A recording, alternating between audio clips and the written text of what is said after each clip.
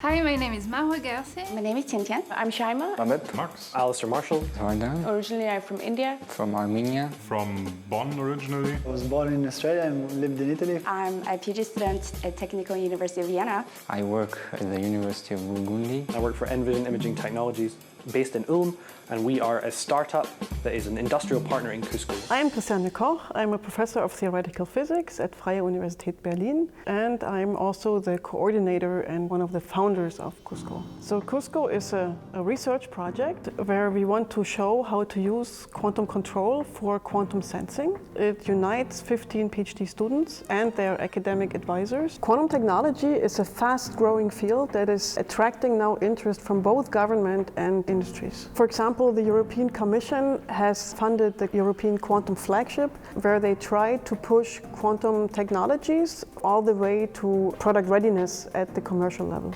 National governments have put out funding programs. There has been spring up of startup companies. There you could even speak about a quantum race towards demonstrating quantum advantage in either computing or other applications of technologies like sensing or cryptography. It's certainly a good opportunity for Europe because of the strong research community that we have in Europe. But of course, there are competing efforts in the US, in China, in Japan, so really around the world. All these initiatives need people with a new set of skills, people who understand quantum physics but are also aware of the requirements and the constraints of technological applications. You could call this the quantum-aware workforce. It requires a new mindset for PhD education that is really different from the more traditional physics PhD education or the engineering education. So the ambition of QuSCo was really to span the whole range of methods that is required from very basic math to theoretical numerical physics up to technical development in industrial labs. Minus 200 degrees Celsius or even less than that.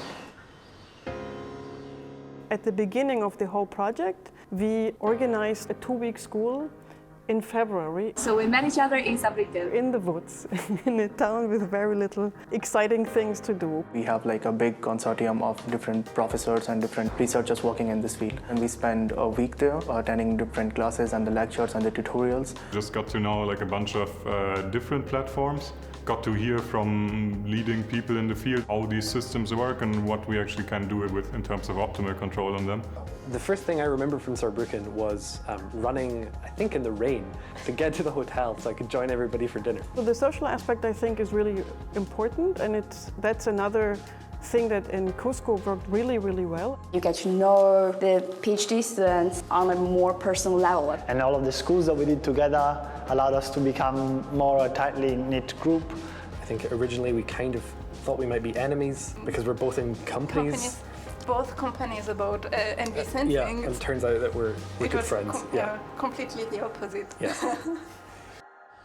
So depending on the different magnetic field strengths, we have different spectrometers, and they can be used for different applications. The main challenge in quantum technologies is that it's a really interdisciplinary field, and no single academic institution in one place can provide the training that you need. We believe that having delocalized networks of students, I think, is a really good way to address the need of this specialized education. When I did my PhD, I did it in 2 places, in Berlin and in Jerusalem. And it was a really important part for my future career because it exposed me to 2 different academic cultures. I was thinking back to that experience, and we thought it would be really great to have the students experience more than one location.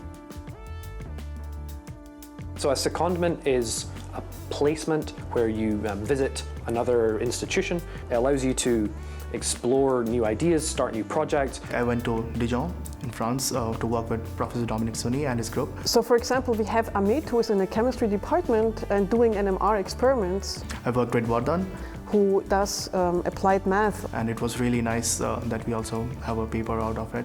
So in the beginning I did a secondment in the group of Frank Willem Auch. I brought in a bunch of experience from the experiment, and Federico brought the theory side, and it was great. So in September 2019, QuSCo organised a QuSCo School, and it was held in Padua in Italy. One of the events that was held was the QuSCo Idea Factory. They gave us a scientific question. We had to write a grant proposal. This can prepare us to next steps in our lives. It's not only the technical expertise that you're forming. Our PhD students, they have to bring this technology to the people, to the outside, to commercialize, to think about what can I do with these technical skills. Because you want to bring quantum physics from basic research labs to devices that you can carry in your pocket.